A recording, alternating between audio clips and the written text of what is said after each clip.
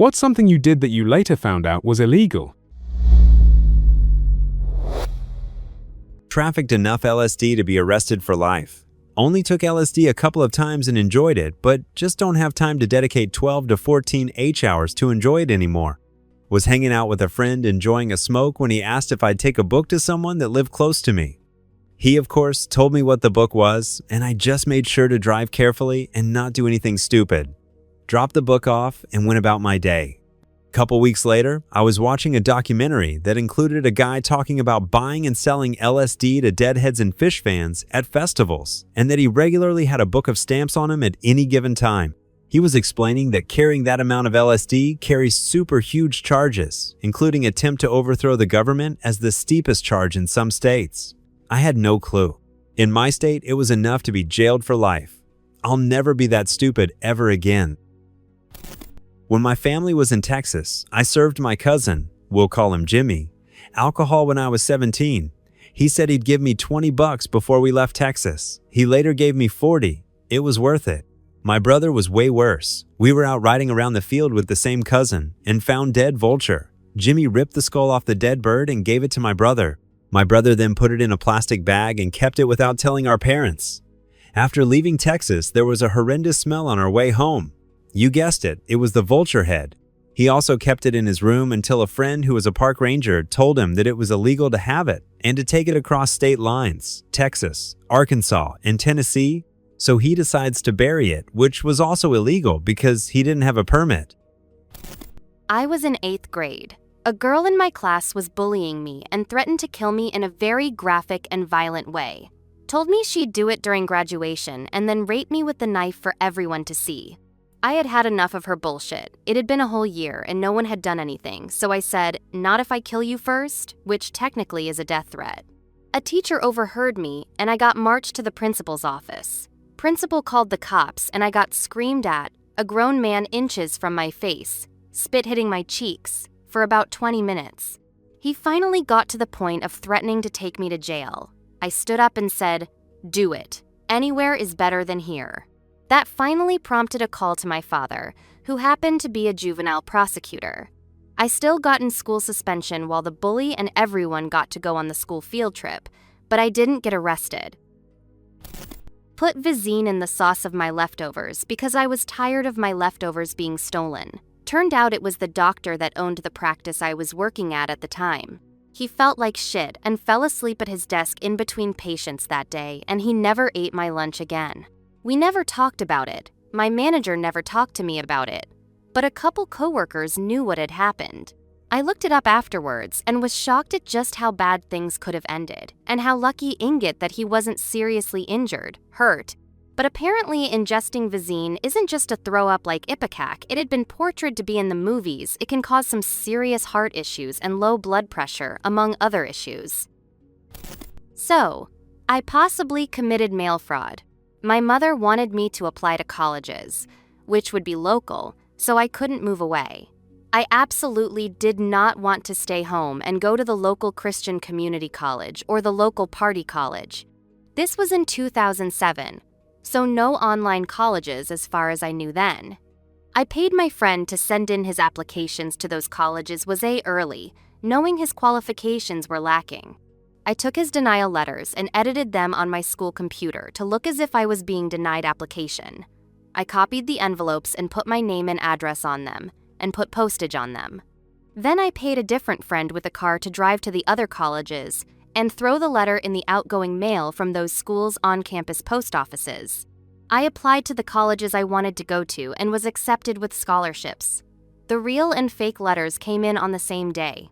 I didn't realize it was mail fraud until my therapist pointed it out recently by saying, "You were so desperate to escape your mother, you'd risk going to jail."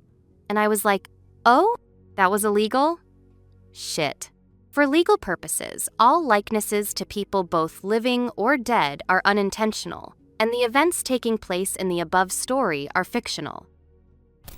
When I was in middle school, my dad would give me $20 a week to pay for much. I was rarely ever hungry at lunch, so I just ended up saving the money.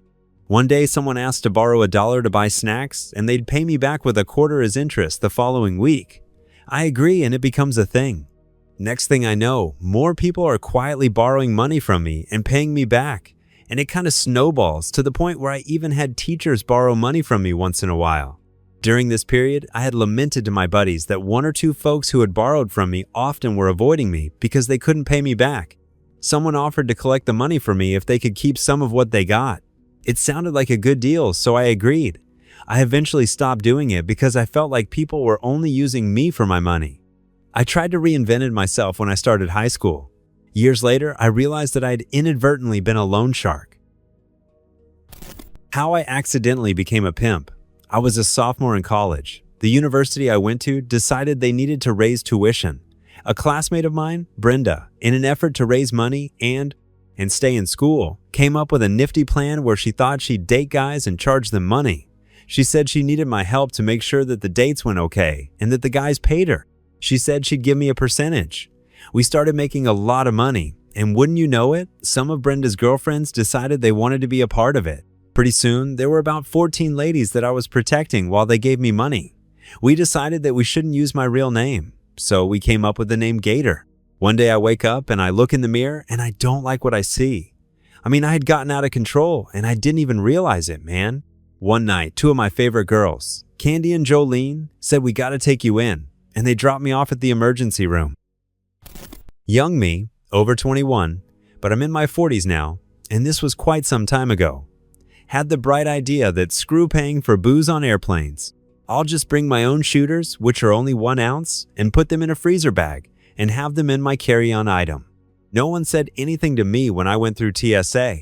Nobody said anything. Nobody was paying attention, as I produced them from my backpack when the flight attendant was serving me my Coke. But I was nice and sauced when the flight attendant came to pick up our trash and I handed her a pile of shooters. I wasn't belligerent or rowdy or disruptive. I just sat there in silence watching in-flight movies while drunk off my ass. And that's probably the only reason why the flight attendant issued me a warning, instead of making sure law enforcement wasn't waiting for me at the end of the flight for drinking my own booze. Soon after I got my first car, I drove to my friend's birthday party at a bowling place. To be honest, I think I was just under the legal drinking age, LOL, but the bartender didn't check, and I had some beer anyway. I've never been a huge drinker, so I drank maybe half the pint. I had brought some cupcakes and offered one to the bartender, who happily accepted. Then I called some other friends to come drive my car and me home since I'd been drinking. When my friends arrived, I asked the bartender for a plastic cup. He looked a bit confused, but he gave it to me anyway. I proceeded to pour my remaining beer into this plastic cup and strolled my merry ass out to my car where it sat in the cup holder as my friends drove me home, LOL. Didn't find out until at least a year or two later that I had broken multiple rules that night. I am wiser now, lol. Don't know if this one counts, but when I went to the UK, I learned of conkers, horse chestnut seeds, and the little kid in me just had to collect some and bring them home with me. When I got to Canadian Customs, my dumbass declared a chicken pastry they'd given me on the plane as meat. Had to join a whole separate queue where I had a whole awkward interaction. That's not meat. But it has chicken. That ended with me just asking them to throw out the pastry, and it didn't even register until a week later that I hadn't declared the actual seeds I brought back with me. Honestly, why am I like this? LOL. When I was in college and poor and living at home and commuting, I worked at a local credit union that was very big for the area. The place had a bunch of cougars, and being a male, I was always sexually harassed and propositioned. Many of them were smokers, with some having voices like Marge Simpson's sisters. After taking a trip, I realized that cigarettes were much cheaper in Delaware. I would buy 2,000 worth of cigarettes at a time and made a profit of about 20 to 25% after I turned over that inventory. $400, negative $500 a month, tax-free was clutch. And all I did was sell them to the smoking cougars every week as they would go through a carton a day. About a month later, I didn't realize how serious things could get with tax evasion and being federal charges over state lines. I continued to do it though for another year.